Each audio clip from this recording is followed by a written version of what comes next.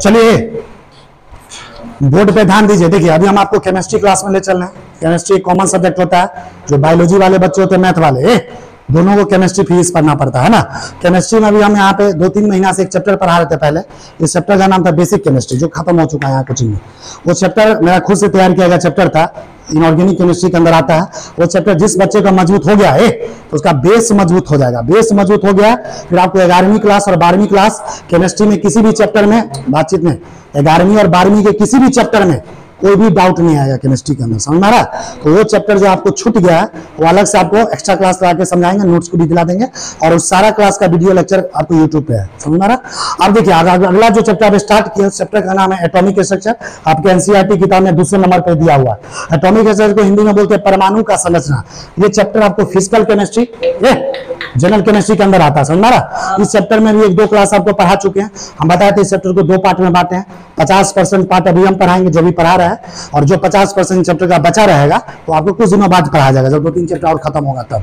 और इस चैप्टर से हर साल नीट, जे एडवांस जैसे कंपटीशन में 2 से 3 क्वेश्चन परीक्षा में आता है। ये चैप्टर बहुत मजा भी आता है पढ़ने में, और आसानी से क्वेश्चन भी बन जाता है, समझ में आ रहा।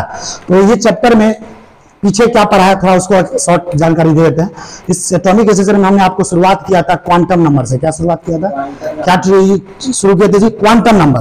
जैसे देखिए आपको बचपन से पढ़ाया गया है, ये एटम होता है। क्या होता है, एटम फुटबॉल की जैसा देखने में होता है। ये उसका नाभिक होता है, न्यूक्लियस केंद्रक, जिसके अंदर न्यूट्रॉन और प्रोटॉन पाया जाता है। अलग अलग कक्षा होता है न्यूक्लियस के चारों तरफ, जिसको ऑर्बिट या सेल बोलते हैं, जिसमें क्या पाया जाता है, इलेक्ट्रॉन। क्या पाया जाता है, इलेक्ट्रॉन पे कैसा चार्ज होता है, माइनस, प्रोटॉन पे प्लस, न्यूट्रॉन पे कोई चार्ज नहीं होता है। एटम इसी तीनों पार्टिकल से मिलकर बना होता है, इलेक्ट्रॉन, प्रोटॉन और न्यूट्रॉन। तो देखिए क्वांटम नंबर जो शुरू हुआ है इस चैप्टर में, एटॉमिक स्ट्रक्चर में, क्वांटम नंबर जो है 4 नंबर का समूह है। कितने नंबर का समूह है, 4 नंबर का सेट है, जो आपको बताता है कि किसी भी परमाणु में इलेक्ट्रॉन के बारे में, किसके बारे में, इलेक्ट्रॉन कहां पाया जाता है इसके बारे में। जिसमें सबसे पहला क्वांटम नंबर है प्रिंसिपल क्वांटम नंबर। कौन सा क्वांटम नंबर, जिसको हम लोग स्मॉल एन, छोटा एन से रिप्रेजेंट करते हैं। दूसरा क्वांटम नंबर है अजीमुथल क्वांटम नंबर, जिसको स्मॉल एन से रिप्रेजेंट करते हैं। तीसरा क्वांटम नंबर है मैग्नेटिक क्वांटम नंबर, जिसको स्मॉल एम से रिप्रेजेंट करते हैं। और चौथा क्वांटम नंबर है स्पिन क्वांटम नंबर, जिसको स्मॉल एस से रिप्रेजेंट करते हैं। ये चारों को बारी बारी से पढ़ना है, जिसमें हमने 1-2 क्लास पहले शुरुआत किया था पहला प्रिंसिपल क्वांटम नंबर से। क्या शुरुआत किया था, सबसे पहली बात तुमसे सवाल पूछेगा कि प्रिंसिपल क्वांटम नंबर क्या क्या बताता है। प्रिंसिपल क्वांटम नंबर जिसको हम छोटा एन से रिप्रेजेंट किए, सबसे पहला सवाल होता है कि एन का मान कितना लेते हैं, एन का मान कितना लेते हैं। तो एन का मान 1 से शुरू करेंगे, कहां तक ले जाएंगे, अनंत तक। कहां तक, 1, 2, 3, 4, 5, 6, 7, 8, 9, 10 इनफाइनाइट तक। यानी प्रिंसिपल क्वांटम नंबर का मान 1 से शुरू होता है, इनफाइनाइट तक ले सकते हैं। लेकिन प्रैक्टिकल पर्पज से केमिस्ट्री में जो हमको काम आता है सिर्फ 7 ही मान काम आता है। कितना, तो एन का मान हम लोग 1 से शुरू करते हैं और कहां तक लेते हैं, 7 तक। इसी वजह से क्योंकि प्रिंसिपल क्वांटम नंबर 7 होता है, तो पीरियोडिक टेबल में 7 पीरियड्स होते हैं। कितने पीरियड्स, हम 10वां क्लास में चैप्टर पढ़ा था केमिस्ट्री में, आवर्त सारणी। कौन चैप्टर पढ़ा था, उसमें बताया गया होगा पीरियोडिक टेबल के जितने भी 118 तत्व होते हैं, 118 एलिमेंट होते हैं, उसको 2 भाग में बांटा गया। कुछ को वर्ग बोला जाता है, कुछ को आवर्त। देखो पीरियोडिक टेबल में ऊपर से नीचे जो जा रही क्या है, वर्ग है। क्या है, ऐसे कितने वर्ग है, 18। कितने, और ऐसे जो जा रहे हैं देखो ये क्या है, आवर्त। ये 7वां आवर्त, ये 6ठा आवर्त, ये 5वां आवर्त, देखो ये 4था। कितने आवर्त है टोटल, 7। कितना है, चूंकि प्रिंसिपल क्वांटम नंबर 7 होता है, तो इसलिए पीरियोडिक टेबल में कितना पीरियड होता है, 7। यानी प्रिंसिपल क्वांटम नंबर क्या चीज को बताता है, पीरियड नंबर, जिसको पीरियड की संख्या को बता रहा है। दूसरा जानकारी, ये जो एन का मान है ना, ये एन का मान सेल को बताता है। क्या चीज को, किसी भी परमाणु में कितना सेल होता है, कितना ऑर्बिट्स होता है, कितना एनर्जी लेवल होता है, उसके संख्या को ही बताता है। यानी 7 वो प्रिंसिपल क्वांटम नंबर का मान होता है। यानी एटम में कितने सेल होंगे, 7। कितने सेल होंगे, देखो बीच में न्यूक्लियस होता है। देखो एटम का पहला सेल ये हो गया, पहला सेल।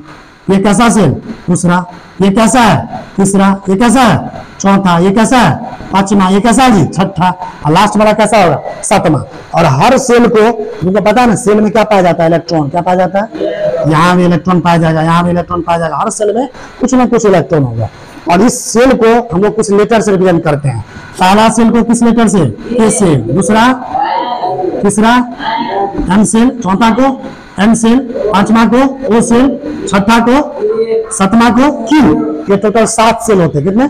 और तुम्हारे मन में सवाल आता होगा कि यार सर ये 7 सेल में इलेक्ट्रॉन होता है, हम कैसे पता करेंगे कि किस सेल में कितना इलेक्ट्रॉन होता है, किस सेल का इलेक्ट्रॉन को रखने का कितना क्षमता होता है? तो एक फॉर्मूला आता है, इस फॉर्मूला का बताया 2n²।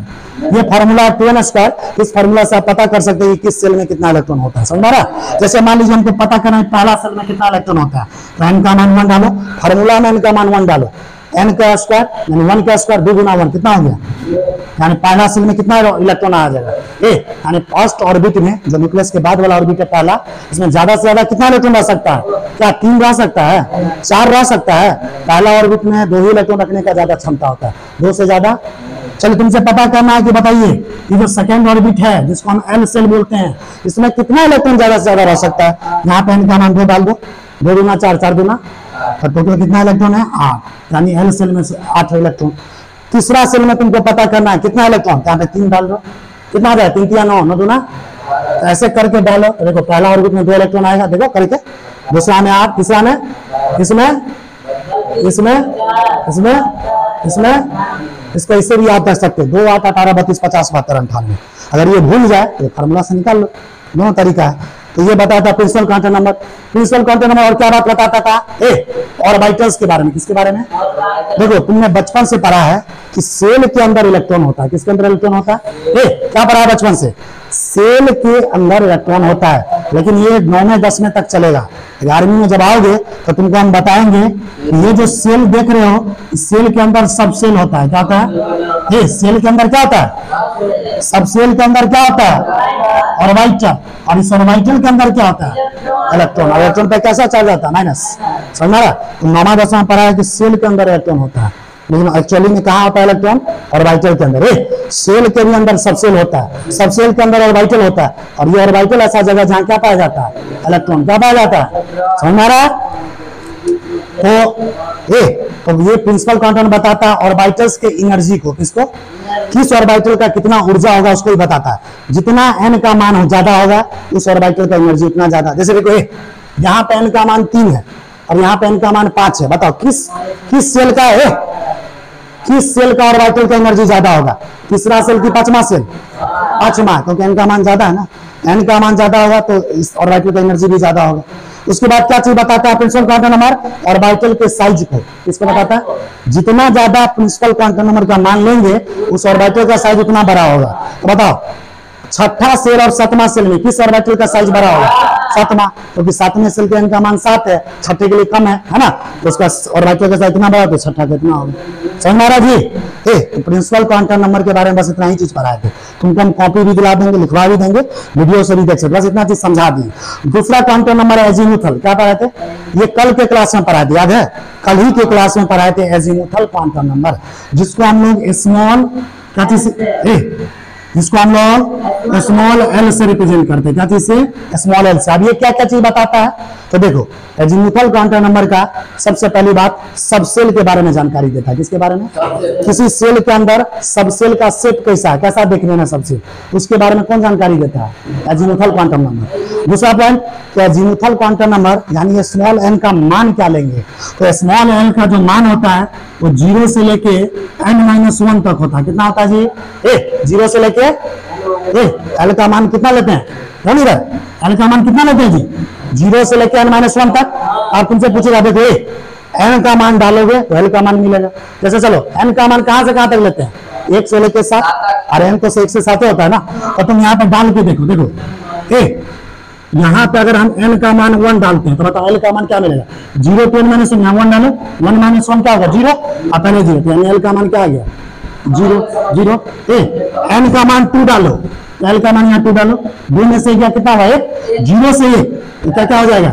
l का मान 0 भी होगा, 1 भी होगा। समझा?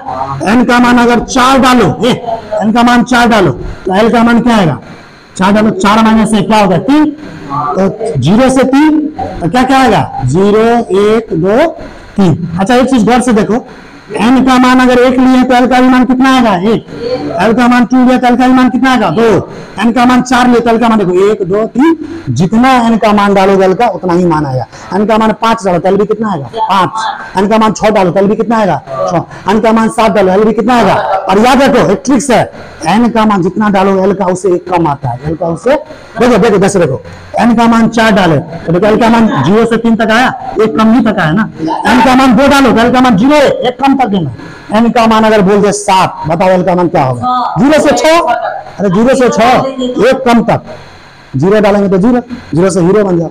अच्छा n का मान 0 का ना, 0 होता है n का मान, प्राकृतिक संख्या 0 कभी सुने हो तो तुम बताया ना?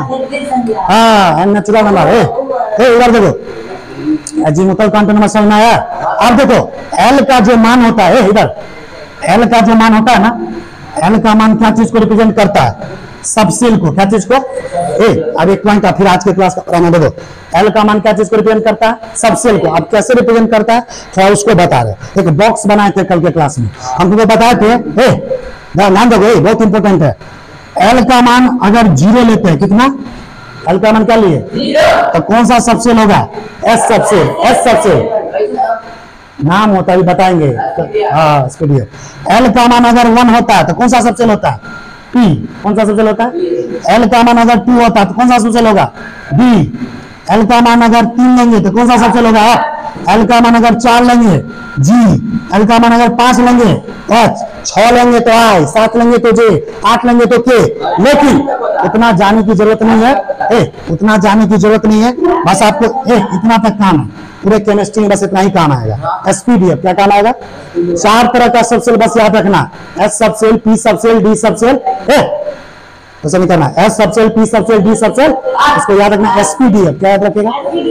एक एस सबसेल होता है, एक पी सबसेल होता है, एक डी सबसेल होता है, चौथा क्या होता है? F subshell. एस सबसेल के लिए एल का मान कितना होता है? 0, पी सबसेल के लिए 1, डी सबसेल के लिए, एफ के लिए तुमको हम पूछ के बताओ एम के लिए कितना होगा, इसी हिसाब से बताओ एम के लिए कितना आएगा एल का मान। सोचो ना, एफ के लिए 3 है, जी के लिए 4 होगा, एच के लिए 5 होगा, आई के लिए 6 होगा, जे के लिए 7 होगा, के के लिए 8 होगा, एल के लिए 9 होगा, एम के लिए 10 होगा। पहचान पूछेगा घुमा के बता सकते हो ना। अभी तक एटॉमिक स्ट्रक्चर में हम इतना पढ़ा है, अब आज के क्लास था बोर्ड पे देखो आप समझ में आएगा। अगर ये नहीं पढ़ाते तो आज का समझ में नहीं आता। तो आप देखो क्या लिखा हुआ, ठीक है। सबसे पहली बात देखो यहाँ से देखो आज जो पढ़ाना हुआ आप समझाने जा रहे हैं, बोर्ड पे ध्यान दीजिए, 2 मिनट का काम है। देखो एक क्वेश्चन दिया हुआ है, यहाँ पे क्या चीज दिया हुआ है? एन का मान। एन का मान कितना दिया? एल का मान क्या दिया? 0। एल का मान 0 दिया हुआ, क्या दिया? एन का मान 2 दिया, एल का मान 0। तो ये बता रहा है ये क्या है? 2s। क्या है ये? देखो ये 2 लिख दिए, जो एन का मान 2 है ये लिख दिए, और एल का मान 0 पे कौन सा सबसेल? एल का मान 0 पे कौन सा सबसेल? s। तो 2 के साथ क्या लगा दिए? s। क्या लगा दिए? इसको बोलेंगे 2s। क्या बोलेंगे? 2s का मतलब क्या हुआ? s subshell of second shell. Second shell का कैसा सबसेल है? s subshell. सेकेंड सेल का कैसा सबसेल है? 2s का मतलब क्या हुआ? सेकेंड सेल का s सबसेल।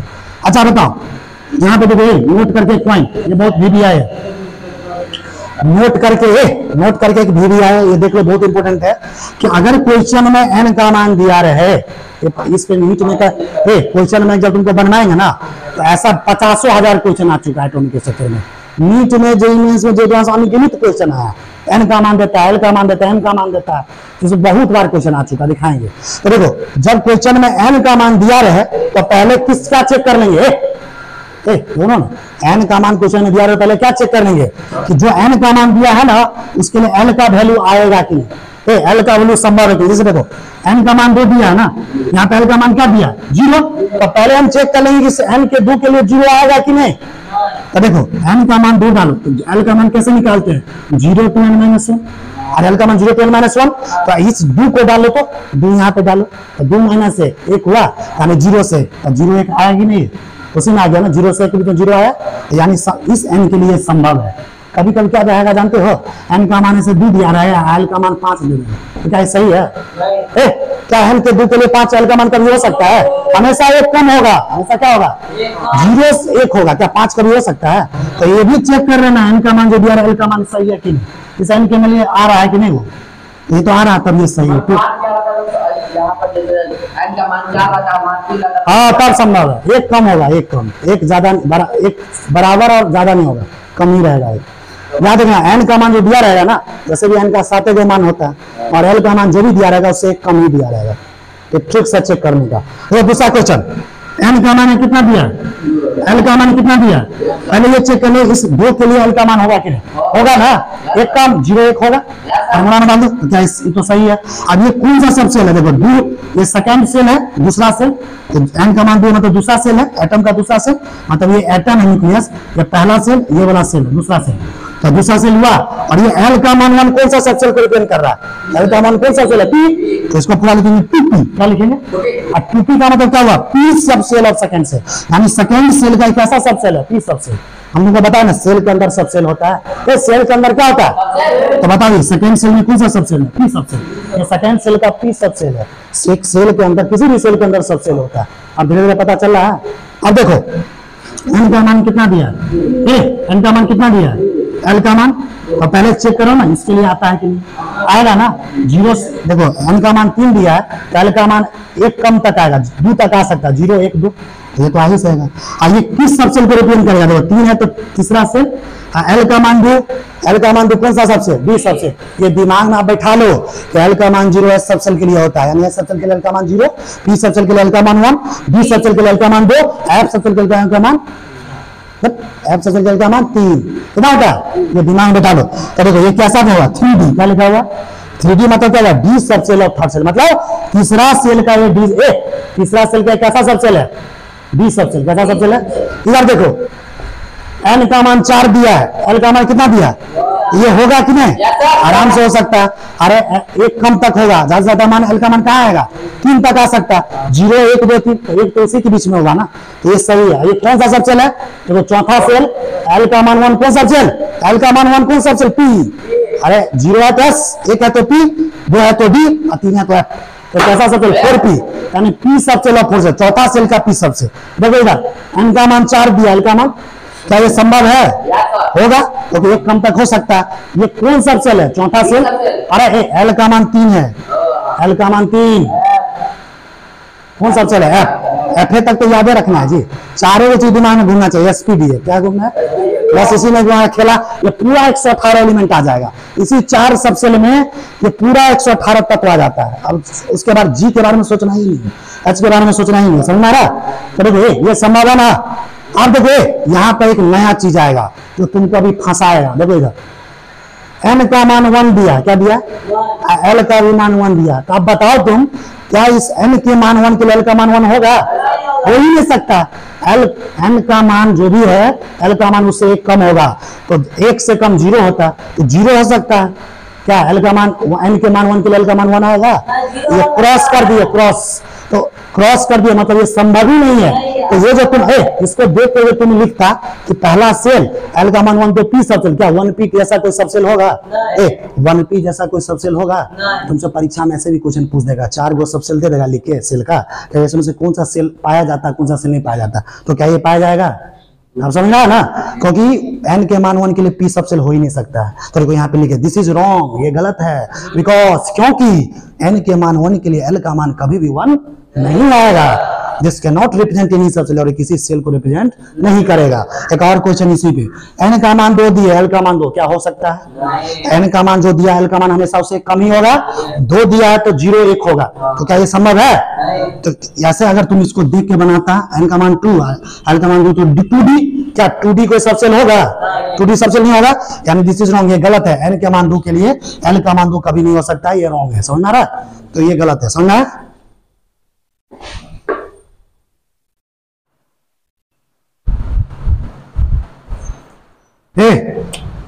चलिए इधर ध्यान दीजिए बोर्ड पे। अभी हम आपको ले चले केमिस्ट्री क्लास में। केमिस्ट्री में अभी आपको एक चैप्टर डिस्कस करें, एटॉमिक स्ट्रक्चर, जो फिजिकल या जनरल केमिस्ट्री के अंदर आता है, उसमें एक टॉपिक डिस्कस करें क्वांटम नंबर। क्वांटम नंबर में हमने आपको प्रिंसिपल क्वांटम नंबर के बारे में पढ़ा चुका है, दूसरे नंबर पे अजीमुथल क्वांटम नंबर क्लास में चला, उसी में देखिए पिछले क्लास में जो बताया था उसके बाद देखो हम पिछले क्लास में तुमको सेल के बारे में बताए थे, सब सेल के बारे में बताए थे। हाँ, तुम्हारे मन में एक सवाल आएगा, किस सेल में कितना सबसेल होता है, हम बोले थे ना सेल के अंदर सबसेल होता है। तो देखो यहाँ पे नोट देखो क्या लिखा है, total number of subshell in a shell, किसी भी सेल में टोटल कितना सबसेल होता है, तो किसके बराबर होगा, सेल नंबर के, किसके बराबर होगा। जैसे मान लो सेल का संख्या 1 है, पहला सेल, तो जितना सेल नंबर उतना सबसेल, तो उसमें कितना सबसेल होगा, 1 ही। 2 सेल है तो सेल नंबर कितना है, 2, तो कितना सबसेल होगा, 2।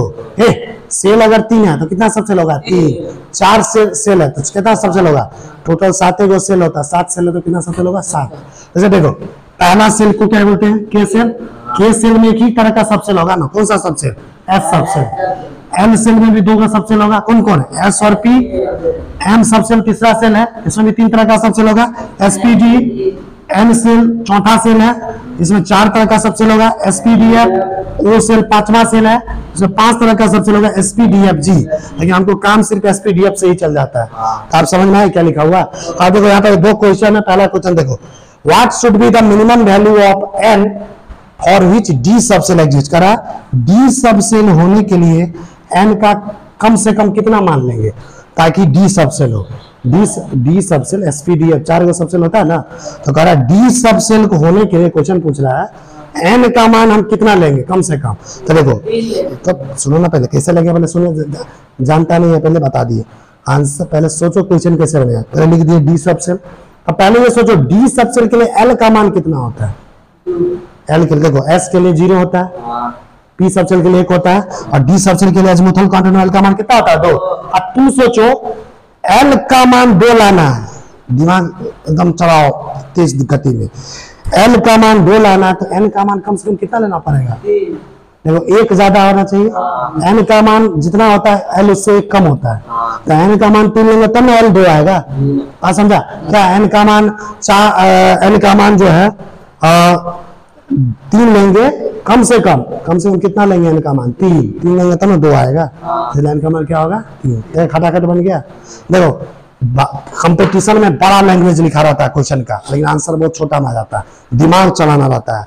जैसे मेडिकल का एग्जाम तो नीट का परीक्षा में क्या चलाना है, दिमाग। जो भी चीज पढ़ाते हैं उसको समझ के पढ़ो, कितना घुमा के क्वेश्चन पूछेगा बन जाएगा। देखो अगला सवाल फिर उसी के जैसा सवाल ये है, what should be the minimum value of N, N का कम से कम कितना मान लेंगे ताकि कौन सा सबसेल आएगा, जी सबसेल। देखो तो हम पहले लिख दिए जी सबसेल, तो पहले तुम पता करो जी सबसेल के एल का मान क्या होता है। देखो एस सबसेल के लिए एल का मान 0, पी के लिए कितना होता है 1, डी के लिए 2, एफ के लिए 3, जी के लिए 4। तो जी सबसेल का एल का मान 4, एल का मान 4 होता है, एन का मान कम से कम कितना लेंगे 5, तब ना आएगा 4, 1 ज्यादा लेंगे तभी 1 कम आएगा। समझा। अब देखो नोट करके थ्योरी रखो, बहुत इंपॉर्टेंट है।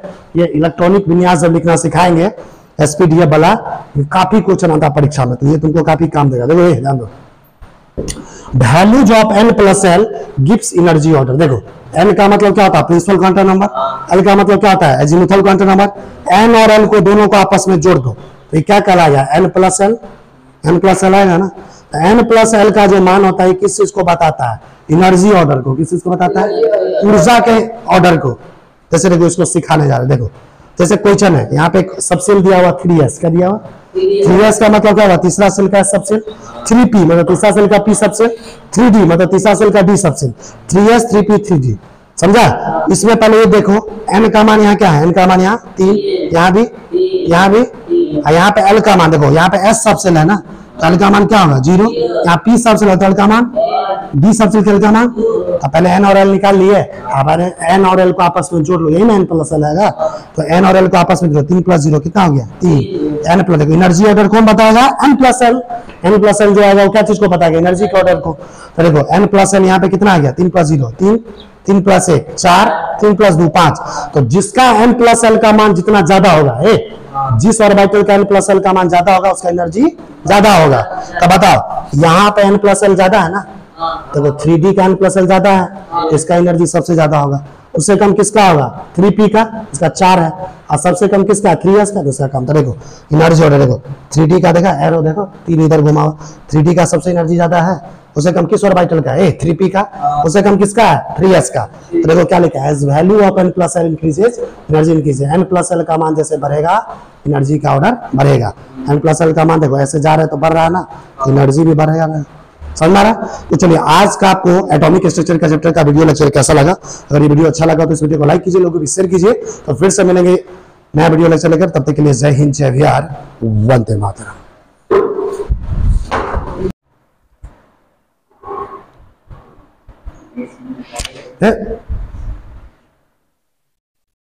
तो चलिए अभी हम ले चलते हैं आपको एटॉमिक स्ट्रक्चर चैप्टर में। एटॉमिक स्ट्रक्चर जो फिजिकल या जनरल केमिस्ट्री के अंदर आता है, वहां पे हम एजीमुथल क्वांटम नंबर को डिस्कस कर रहे थे। तो आज देखिए एक नया कंसेप्ट है, बोर्ड पे ध्यान दो तुरंत समझ में आ जाएगा।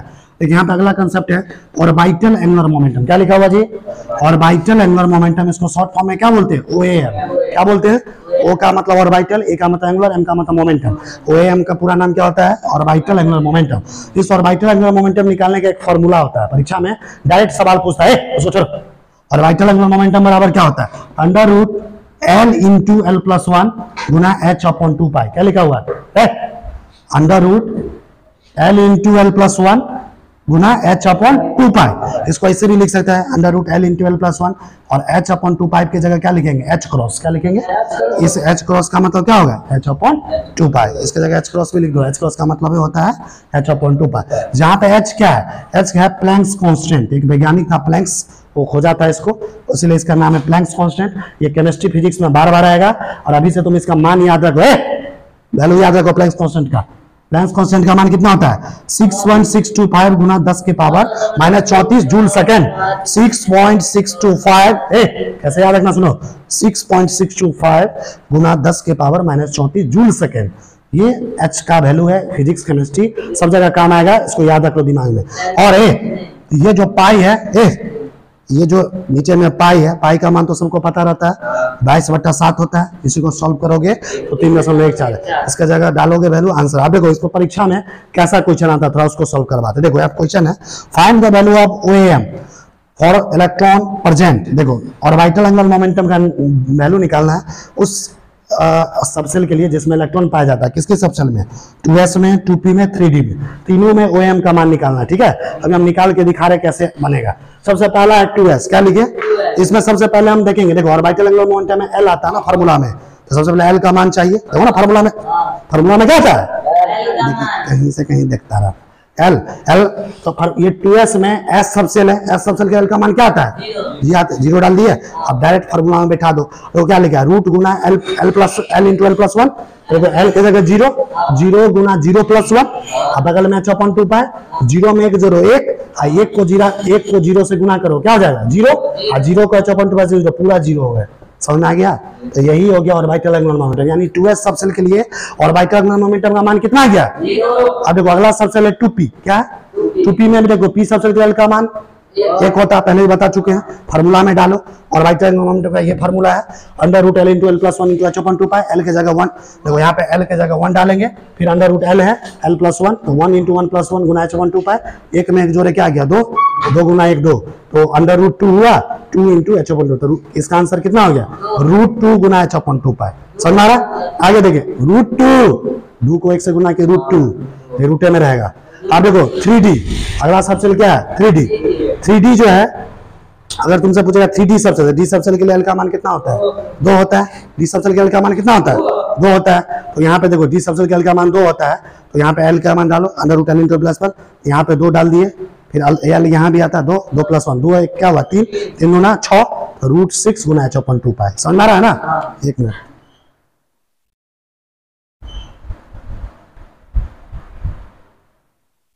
तो चलिए अब आपका एजीमुथल क्वांटम नंबर का कांसेप्ट खत्म हो गया। अब अगला क्वांटम नंबर है मैग्नेटिक क्वांटम नंबर। क्या लिखा हुआ जी? मैग्नेटिक क्वांटम नंबर, जिसको ओरिएंटेशन क्वांटम नंबर भी बोलते हैं। मैग्नेटिक क्वांटम नंबर या ओरिएंटेशन क्वांटम नंबर को स्मॉल m से लिखा जाता है। तो ये मैग्नेटिक क्वांटम नंबर या ओरिएंटेशन क्वांटम नंबर क्या होता है, इसको हम आपको नेक्स्ट क्लास में डिस्कस करेंगे। अच्छा, एक गौर किए होंगे इस फार्मूला में, जैसे देखिए क्या लिखा है? रूट 2, क्या आ गया? यहाँ पे आ गया रूट 6। तो आपको कोई परीक्षा में कहेगा रूट 2 का मान कैसे निकालेंगे? अगर तुमको इसको पूरा सॉल्व करना होगा तो देखो, अगर ये मान लो इसी को पूरा आंसर निकालना होगा, तो पहले यहाँ पे रूट 2 का मान डाल देंगे। h का मान क्या पढ़ा है? देखो 6.625 10 का मान 34, ये h का मान डाल दो, नीचे में 2, पाई का वैल्यू डाल दो 22/7, तो पूरा आंसर आ जाएगा कि नहीं? तो ये तो वैल्यू हम याद करवाइए दिए, h प्लस कांस्टेंट का 6.625 इंटू 10⁻34 जूल सेकेंड, पाई मतलब 22/7, 3.4। अब रूट 2 रूट 4 रूट 6 देखो आया ना? इस सब का मान कैसे याद है? निकाल भी सकते हो, लेकिन कुछ मान जो है जो डायरेक्ट याद रख लो, ये जिंदगी भर काम देगा, मैथ में, फिजिक्स में, केमिस्ट्री में, बायोलॉजी में।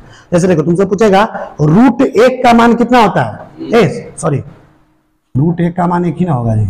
रूट 1 का मान क्या होता है? उसको बस सही कर लो, सही करो उसको, सभी स्टूडेंट सही कीजिए, सभी स्टूडेंट उसको सही कीजिए।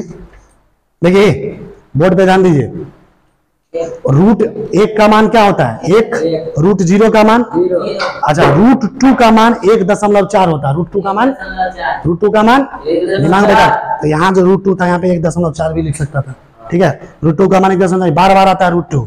रूट 3 का मान क्या होता है 1.7, रूट 2 का मान 1.4, रूट 3 का मान 1.7, और 4 का मान तो जानते ही हो 2 से कट जाता है, पूरा स्क्वायर कर दो, रूट 4 का मान 2।